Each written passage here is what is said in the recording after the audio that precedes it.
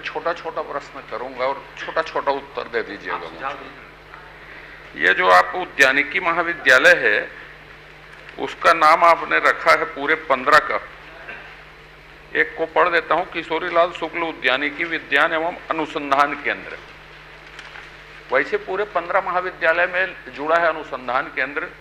तो मुझे ये बताएं कि वहां अनुसंधान केंद्र है कि सिर्फ कॉलेज है, और अनुसंधान केंद्र है तो किस विषय के अनुसंधान होते हैं?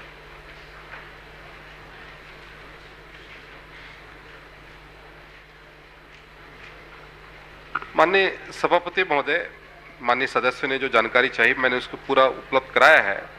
और जो हमारे विश्वविद्यालय है उसके साथ में अनुसंधान केंद्र के लिए आपने पूछा है, भविष्य में हम अनुसंधान केंद्र के दृष्टि से भी हम काम करेंगे ताकि ज़्यादा से ज़्यादा हमारे भविष्य में बाद में जाएंगे ना।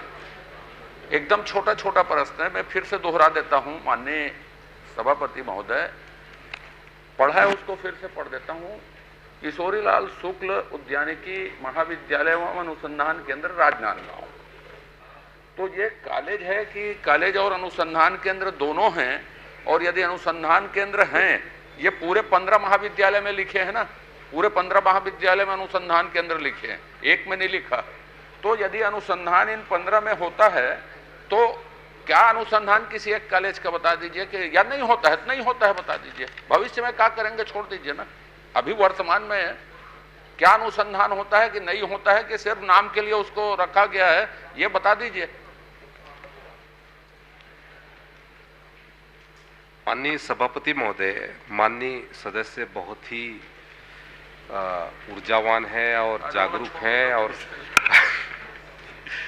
आप स्वयं देख रहे हैं सभापति महोदय, माननीय सदस्य भार साधक मंत्री अभी हमारे साथ नहीं है, वो दिल्ली गए हुए हैं।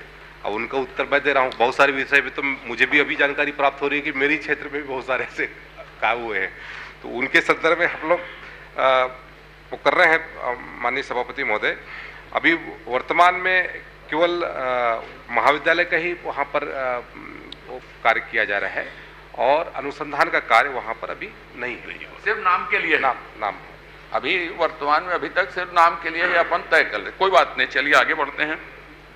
मैं तो इसीलिए आप भार साधक हैं इसलिए छोटा छोटा पूछा साहब। अब ये बताइए साहब कि कितने पद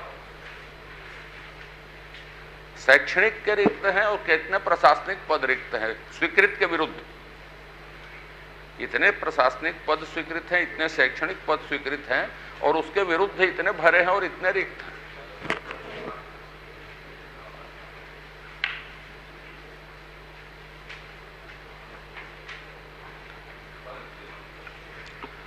माननीय सभापति महोदय, जो हमारे 15 जो महाविद्यालय हैं उसमें स्वीकृत पद हैं 692 और भरे गए पद हैं 69 और रिक्त पद हैं 623। माननीय, मेरा एक छोटा छोटा ही करूंगा।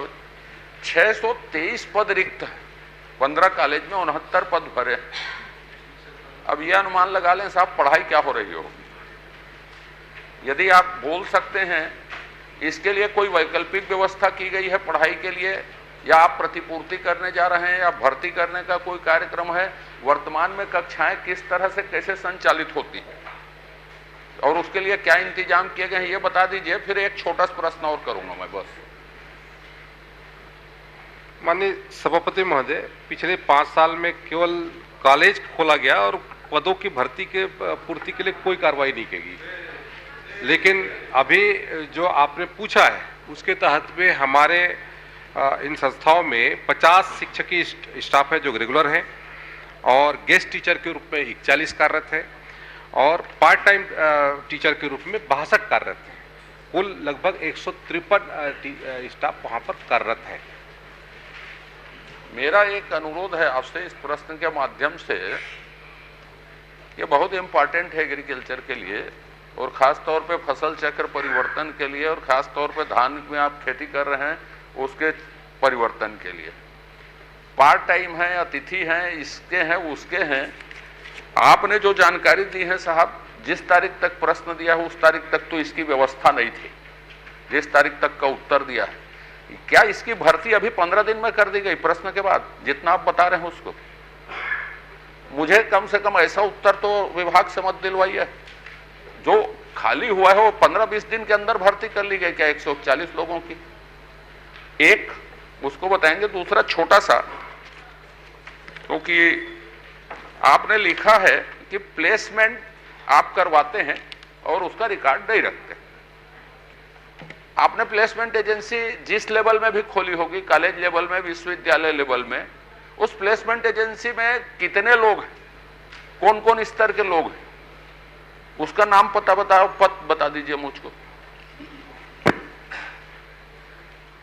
सभापति महोदय, माननीय सदस्य ने जो जानकारी चाहिए है उसके अलग से एक बार उपलब्ध करा दी प्लेसमेंट एजेंसी के संदर्भ में, मैं उसकी भी जानकारी आपको उपलब्ध करा दूंगा। ठीक, तो उसको बता दीजिए ना। और उसके साथ साथ जो आपने कहा कि लगभग भर्ती के लिए हमने 181 पदों के लिए विज्ञापन जारी किया है और 38 जो सहायक प्राध्यापक भर्ती की प्रक्रिया पूर्ण की गई है, लेकिन कुछ जो उस पे भर्ती के उस पर कुछ प्रक्रिया में कुछ शिकायत प्राप्त हुई और राज्यपाल महोदय के यहाँ पर, और उसके माध्यम से जो सब जुडिशियल मामला ना होने के कारण से अभी वो भर्ती रुकी हुई है। आप आगे लेकिन बढ़ गए आने वाले समय में इसको किया जाएगा जब आप होगा। बिल्कुल करेंगे। आप राज्यपाल जी का नाम लाए। विश्वविद्यालय में जो भर्ती हो रही उसमें शिकायत हुई है कि महाविद्यालयों की भर्ती हो रही उसमें राज्यपाल महोदय के पास शिकायत हुई है? जो मेरी जान विश्वविद्यालय में, कल मैंने उल्लेख किया था, विश्वविद्यालय में जो भर्ती हुई है कुरिल साहब के खिलाफ, उसमें शिकायत हुई है। विश्वविद्यालय में जो भर्ती हो रही है उसमें, कि कॉलेज की भर्तियों में भी राज्यपाल महोदय के पास शिकायत हुई है। क्योंकि जिस दिन प्रश्न लगा, जिस दिन उत्तर आप अलग से भी देंगे चलेगा, लेकिन बात सबको विश्वविद्यालय की बताया, विश्वविद्यालय की मैं पूछा हूं आपसे महाविद्यालय की। महाविद्यालय में 15 दिन के अंदर यह डेवलपमेंट है क्या? क्योंकि आपने उत्तर दिया है उसमें तो आप ही ने स्वीकार किया कि 623 पद खाली है, सिर्फ 69 भरे, तो शैक्षणिक काम तो वहां नहीं हो रहे। यदि प्रश्नाधीन अवधि में कोई भर्ती आपने की है, इसी दौरान आपने अतिथि शिक्षक की उसकी व्यवस्था की क्या, ये बता दीजिए। क्योंकि ये जानकारी गलत दे रहे हैं मेरे हिसाब से, और ऐसी जानकारी में आपको कार्रवाई करनी चाहिए। 20 दिन में ये डेवलपमेंट नहीं हो सकता। तो बाकी आपके ऊपर है, आप मुझे बता दें। मंत्री जी बता दीजिए फिर।